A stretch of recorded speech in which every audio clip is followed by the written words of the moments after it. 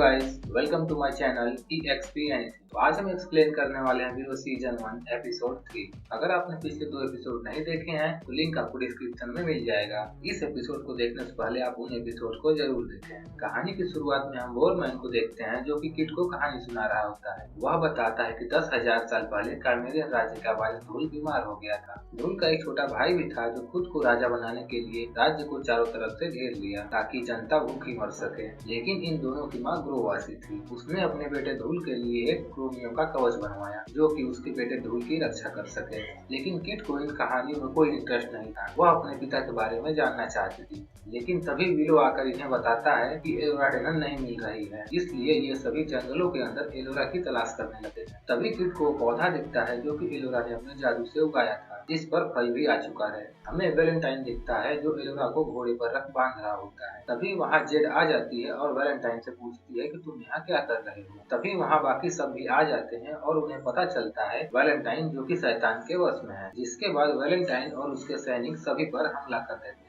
लड़ाई के दौरान विलो अपने जादू से वहां पर कोहरा ला देता है, जिसके हटने के बाद इन्हें पता चलता है कि वैलेंटाइन एलोरा को ले जा चुका है। जिसके बाद ये सभी एलोरा को ढूंढने के लिए अपने घोड़ों पर निकल देते हैं। कुछ दूर आगे जाने के बाद इन्हें बादलों का झुंड दिखता है, जहाँ पर ये सभी रुक जाते हैं और देखने लगते हैं। जिस पर विलो बताता है कि एक क्रोन है जो हमें देख रही है। तब तक एलोरा भी अपनी रस्सियां काट वहाँ से भागने की कोशिश करती है, जिसके दौरान वह जंगल में भाग जाती है। किट और जेड दोनों अकेले बात कर रहे होते हैं, जहाँ किट को पता चलता है कि जेड हमेशा लड़ाई में जानबूझकर जिस पर जेड बोलती है कि यह महारानी सोर्सा का आदेश था, जिसे सुनकर किट थोड़ी उदास हो जाती है। एलोरा अभी भी जंगल के अंदर भाग रही होती है, जहाँ इसे 2 औरतें दिखती हैं जो यहीं पर रहती हैं। इनमें से एक का नाम एन होता है और दूसरे का नाम हर्बर्ट का है। एलोरा बताती है कि मेरे पीछे कुछ लोग पड़े हैं और अपने बारे में बताते हुए कहती है कि मैं एलोरा डेनन हूँ। इस पर ये दोनों यकीन नहीं करती और एलोरा से उसका निशान दिखाने के लिए बोलती है। तब यह दोनों समझ जाती है कि यह असली एलोरा डेनन है और ये भविष्य की महारानी है। जिसके बाद ये दोनों औरतें एलोरा की सेवा करने की शपथ लेती हैं। इसके बाद हम विलो और बाकी लोग को देखते हैं जो कि एलोरा को ढूंढने के लिए 2 अलग अलग रास्तों पर निकल जाते हैं। तभी वैलेंटाइन भी एलोरा के पास पहुंच जाता है। ह्यूबर्ट वैलेंटाइन से मुकाबला कर रही होती है, जिसमें मारी जाती है। लेकिन एन और एलोरा वहां से भाग जाती हैं। कुछ दूर भागने के बाद वैलेंटाइन और उसके आदमी एलोरा और एन को पकड़ लेते हैं। इसके बाद हम देखते हैं कि किट और बोरमैन एक कब्रिस्तान में पहुंच गए हैं, जहाँ उन्हें एक गुफा नजर आती है, जिसके अंदर एक कुआं होता है जिसमें कि बोरमैन जाता है। जिसके बाद वैलेंटाइन भी एलोरा को लेकर एक जगह पर पहुंच जाता है और बोलता है कि यही हमारी मंजिल है। पर एलोरा उनके साथ जाने के लिए मना करती है और बोलती है कि मैं सबसे बड़ी जादूगरनी हूं। इसलिए वह मंत्र पढ़ने लगती है, जिससे कि कुछ नहीं होता है। तब तक जेड और उसके साथी वहां पर पहुंच जाते हैं और हमला कर देते हैं। लेकिन बोरमैन भी अभी कुएं के अंदर ही होता है और उसे वहाँ कुछ मिल जाता है। जिसके बाद बोरमैन कुएं से बाहर निकलता है तो किट और बोरमैन के सामने बहुत सारे चूहे होते हैं जो कि साइज में बहुत बड़े होते हैं। जिनसे कि बचकर यह दोनों बाहर निकलते हैं तो देखते हैं कि वैलेंटाइन और उनके सैनिकों से बाकी सभी लड़ रहे होते हैं। तभी विलो का दोस्त यहाँ पर घायल हो जाता है, जिसको देख विलो को बहुत गुस्सा आ जाता है, जिसके कारण वह एक मंत्र पढ़ता है,